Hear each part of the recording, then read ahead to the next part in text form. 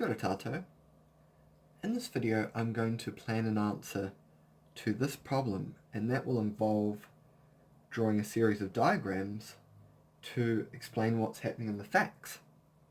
If I was faced with an equitable priorities problem like this, I would first draw a diagram or diagrams to illustrate what's happening in the problem so that it is clear in my mind, because really, once you have everything clear, this sort of problem is fairly straightforward. Once the facts are all set out nicely for you, you really just have to fill in the gaps as you're writing. Alright, so what I'm going to do is move the problem out of the way, so you should have a copy of the problem before you continue this video. Alright, so here's my lined paper. So what I'm going to do is plan an answer to this problem. Now we're told that Jenny is the registered owner of a fee simple property. So what I'm going to do is I'm going to draw the property there so that Jenny owns the property. And we're told that the property was worth $800,000 at the beginning of the problem. So let's say, I don't know, before things kick off, it's worth $800,000. And then Jenny borrows $300,000 from Xiang. Okay, and if you glance down, there is going to be a second mortgage. So what I'm going to do is put that sort of to the left, knowing that there's going to be another one very soon. So Xiang, mortgage goes to Xiang, and in return Jenny gets how much? $300,000. Okay, and we're told that it was a registrable mortgage, but it was not registered, so unregistered. If you're comfortable with your own labels, you might have it in your mind that U in a bracket stands for unregistered. You just have to come up with your own way of drawing these diagrams. Okay, and you want to make it as efficient as possible. Okay, so due to an oversight by the solicitors acting for Xiang, the mortgage was not registered. Also, no caveat lodged. Alright. And then Jenny realises that she's going to have to borrow more money. So she enters into a mortgage with Hot Loans Ltd. Okay, gives the mortgage, and in return she gets another $300,000. Right, so another $300,000. Now, the dates are going to be important here. So this was on 1st of Feb, this was on 1st of March. Okay, so in terms of time, this one comes first, this one comes second. The mortgage again was in registrable form. The solicitor acting for Hot Loans Ltd did not search the title, okay, before entering into the mortgage agreement, but did lodge a caveat to protect Hot Loans Ltd's interest. Okay, so what happens next? Well, solicitors for Xiang attempted to register the mortgage, but were prevented from doing so by the caveat lodged on behalf of Hot Loans Ltd. So Xiang's solicitors lodged a caveat to protect his interest. Okay, so how am I going to represent this? I guess we're looking at a timeline here, so perhaps I could say Xiang lodges caveat. You really have to work out how you're going to orientate it, because things don't always fit in a nice chronological order, because you sometimes have things happening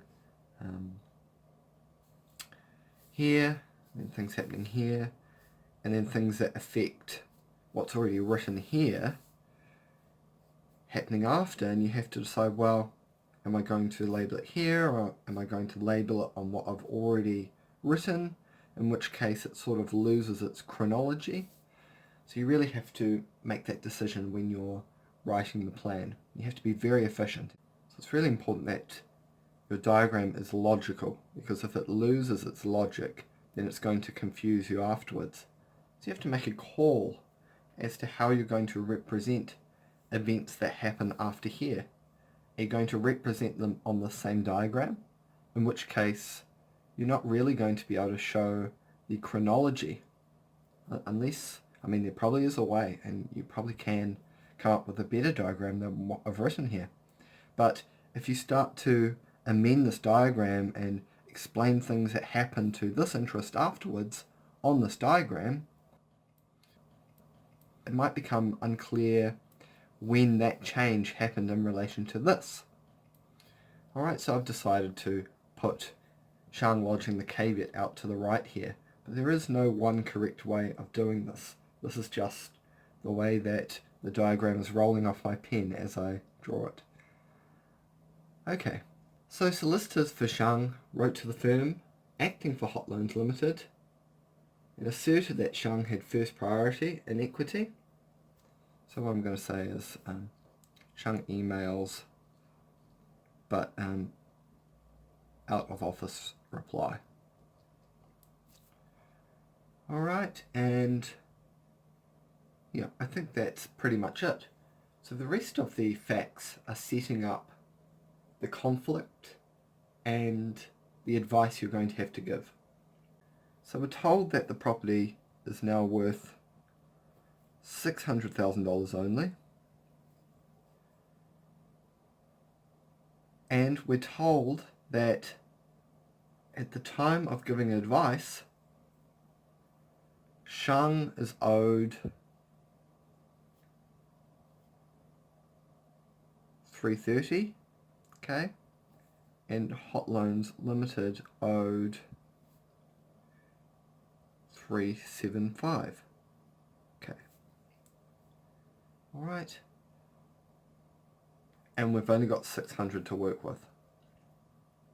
So there's just over 700k owing, but there's only 600k to divvy up. Alright, so it's Xiang that has contacted us for legal advice. So I might actually make a note of that we are advising Xiang. Okay, not Hot Loans. Alright, so our advice is going to be framed in a way that advises Xiang how he can get his money back.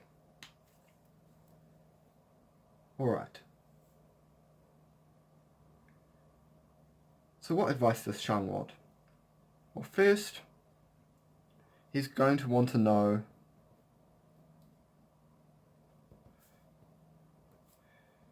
how his position stands relative to that of Hot Loans Ltd. So if Hot Loans Ltd does not register its mortgage, which of the two parties has priority? If Xiang has priority, then Xiang will want to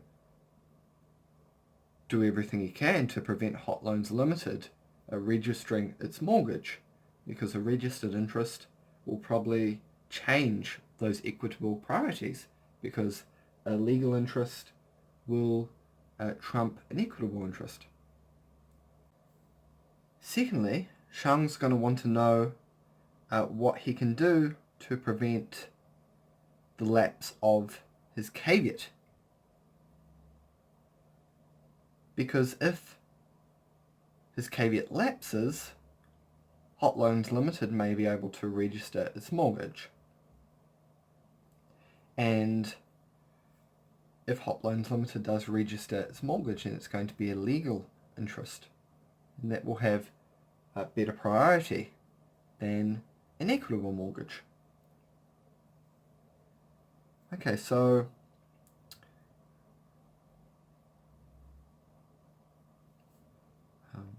Hot Loans Ltd wants to register mortgage.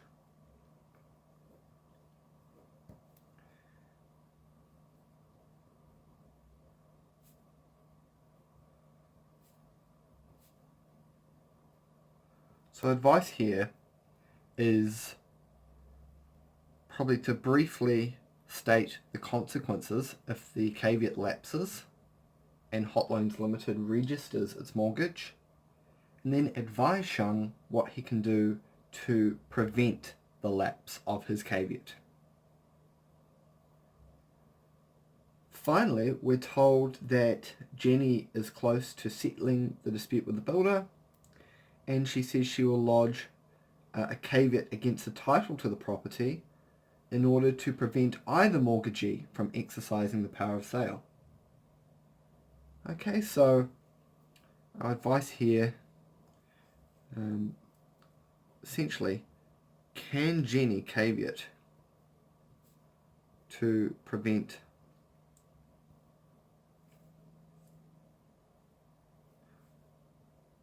mortgagee sale? Or in legal terms, can the registered owner lodge a caveat against their own title? Alright, so those are the three big issues standing out to me in this problem. Now this question was asked in a land law test where students chose one of two questions and they had 1 hour to write a response. So it is in essence worth 100 marks in a 1 hour test. Alright, so that's a fair bit of time to write a response to this question, which means that the standard required would be fairly high. So sometimes you get a question where there's a lot to say in a short amount of time, and the marker is going to be quite flexible and potentially generous with the way that they mark. It'll be fine to miss certain points. But for this question, you had a full hour to write a response, which means that you really had to note the subtle points as well as the more obvious ones to get to those higher marks. Now, because this problem was asked in a test rather than an exam, we wrote answers that students received when they received their test script back. Now that's good news for you because we still have that document and we have uploaded it to Canvas so that you can see the various notes that we made for students on these issues. We hope that document will be useful for you to read through and to see how we suggest you might work through each of those issues. So I hope you find that document useful. I'll see you in the next video.